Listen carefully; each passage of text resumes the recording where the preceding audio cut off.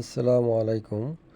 ছোট কিয়ামতের 10টি বড় আলামত, সহিহ হাদিস ভিত্তিক আলোচনা। আমরা কি সত্যি শেষ সময়ের খুব কাছে চলে এসেছি? রাসূলুল্লাহ সাল্লাল্লাহু আলাইহি ওয়াসাল্লাম আমাদের এমন কিছু আলামতের কথা বলেছেন যেগুলো একে একে পূরণ হচ্ছে। প্রথম আলামত, এলম কমে যাবে, আলেমদের তুলে নেওয়া হবে, অজ্ঞতা ছড়িয়ে পড়বে, মানুষ কোরআন পড়বে কিন্তু বুঝবে না, দিনের গভীর জ্ঞান কমে যাবে।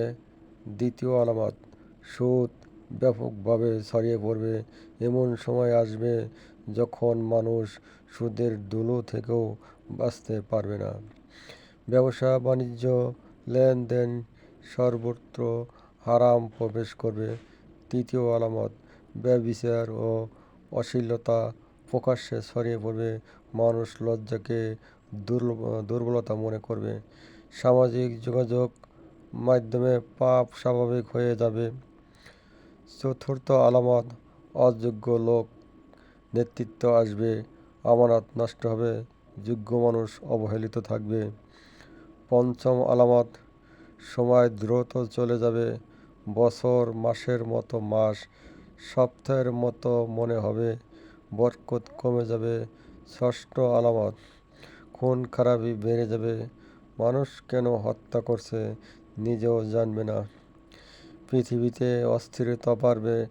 সপ্তম আলামত, মরুভূমির সাধারণ মানুষ উঁচু অট্টালিকা নির্মাণে প্রতিযোগিতা করবে, দুনিয়ার জুলুস নিয়ে অহংকার বাড়বে। অষ্টম আলামত, বিশ্বাসঘাতকতা বৃদ্ধি পাবে, সত্যবাদীকে মিথ্যাবাদী আর মিথ্যাবাদীকে সত্যবাদী বলা হবে। আমানত আমানতদারদের কমে যাবে। নবম আলামত, মিথ্যা নবী প্রতারক বের হবে, তারা মানুষকে বিভ্রান্ত করবে, দিনের নামে ফিতনা সৃষ্টি করবে।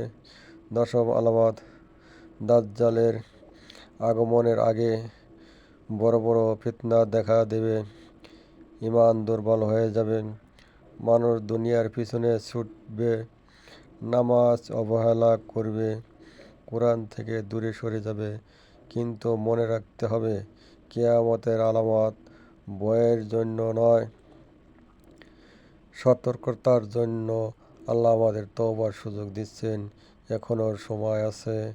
নামাজ কায়েম করুন, হারাম থেকে বাঁচুন, সুদ ত্যাগ করুন, পিতামাতা সম্মান করুন, গীবত পরিহার করুন, হালাল উপার্জন করুন, কোরআন তেলাওয়াত বাড়ান, প্রতিদিন অন্তত একটি আয়াত বুঝে পড়ুন। দুনিয়া ক্ষণস্থায়ী, আখিরাত চিরস্থায়ী। কবরের জীবন শুরু হবে, মৃত্যুর সাথে সাথে মাল সম্পদ কেউ সাথে যাবে না, যাবে শুধু আমল। আমরা কি প্রস্তুত আছি কবরের প্রশ্নের জন্য? আমরা কি প্রস্তুত আছি আল্লাহর সামনে দাঁড়ানোর জন্য? রাসূলুল্লাহ সাল্লাল্লাহু আলাইহি ওয়াসাল্লাম বলেছেন, বুদ্ধিমান সে যে নিজের নফসকে নিয়ন্ত্রণ করে এবং মৃত্যুর পরের জীবনের জন্য আমল করে। তাই আজ থেকেই পরিবর্তন শুরু হোক, নিজের ঘর থেকে, পরিবার থেকে, সমাজ থেকে। আসুন আমরা ঈমান মজবুত করি, নিয়মিত নামাজ পড়ি, ফজর কখনো মিস না করি, রমজান ছাড়াও নফল রোজা রাখি, দান সদকা করি, মানুষের হক আদায় করি। কারণ শেষ সময়ের ফিতনা থেকে বাঁচার একমাত্র উপায় হলো শক্ত ঈমান ও আমলে সালহ। আল্লাহ আমাদের সবাইকে হেফাজত করুন, ফিতনা থেকে রক্ষা করুন, দাজ্জালের ফিতনা থেকে আশ্রয় দান করুন এবং ঈমানের সাথে মৃত্যু দান করুন। আমিন। যদি আপনি চান পরবর্তী ভিডিওতে দাজ্জাল সম্পর্কে বিস্তারিত আলোচনা দেখতে, তাহলে কমেন্ট করুন দাজ্জাল এবং ভিডিওটি শেয়ার করুন যেন অন্যরাও সতর্ক হতে পারে।